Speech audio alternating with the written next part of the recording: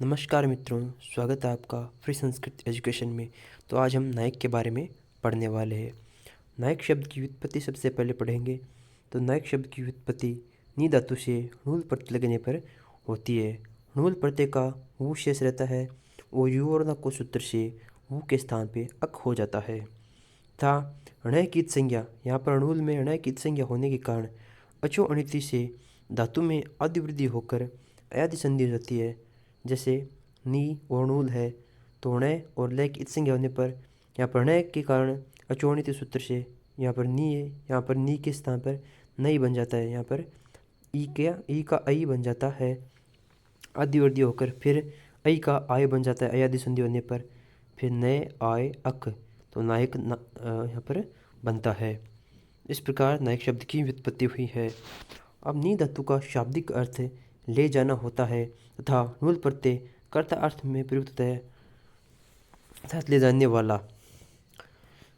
इससे अब साहित्यिक अर्थ में देखें तो नायक का शाब्दिक अर्थ जो प्रारंभ से अंत तक फल प्राप्ति के लिए प्रयत्नशील रहता है, वह उस पात्र उस रचना का नायक कहलाता है। यह काव्य की मेरुरज जो होता है, नायक काव्य की मेरुरज जो होता है तथा नायक की विषय वस्तु को आगे बढ़ाता है। महाकाव्य में नायक की प्रधानता होती है। इसके बाद अब नायक की श्रेणियाँ। तो नायक को 4 श्रेणी में निश्चित क्रमों अनुसार विभाजित किया गया है। सबसे पहले आता है धीरोदात्त। यह उत्तम श्रेणी का सर्वश्रेष्ठ सर्वगुण संपन्न तथा क्षत्रिय भाव वाला नायक होता है। यह दिव्य गुण से भी संपन्न होता है, जैसे श्री राम, दुष्यंत, अर्जुन आदि। इसके बाद आता है धीर प्रशांत या धीर शांत नायक। तो यह द्विज अर्थात ब्राह्मण या वैश्य अर्थात व्यापारी होता है। यह सर्वगुण संपन्न होता है लेकिन निर्धन होता है, जैसे मृच्छकटिकों का चारुदत्त। इसके बाद धीर ललित। तो धीर ललित नायक में देखें तो यह नृत्य, गायन, वीणा वादन तथा नायिका में आसक्त रहता है, जैसे स्वप्नवास दत्तम का उदयन। और अंतिम जो नायक है वो है धीरोदत्त। धीरोदत्त नायक यह क्रुद्ध स्वभाव वाला तथा क्रोधी स्वभाव वाला तथा क्षत्रिय भाव वाला भी होता है, परंतु यह नायक आत्मश्लाघा अर्थात स्वयं की प्रशंसा करता है, जैसे वेणुसिंगार था उरुभंगम में भीम।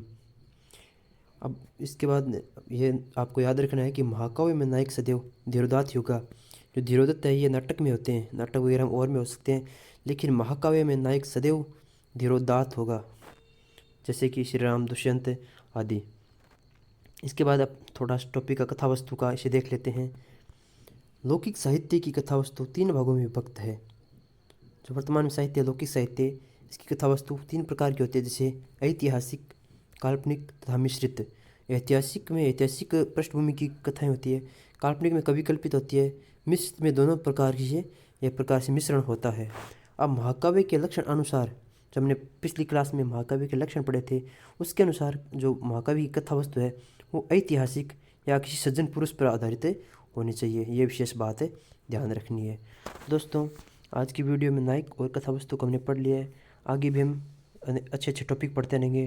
तो वीडियो अच्छा लगा तो वीडियो को लाइक, शेयर और चैनल को सब्सक्राइब कर दीजिए। मिलते हैं अगले वीडियो में, तब तक के लिए जय हिंद।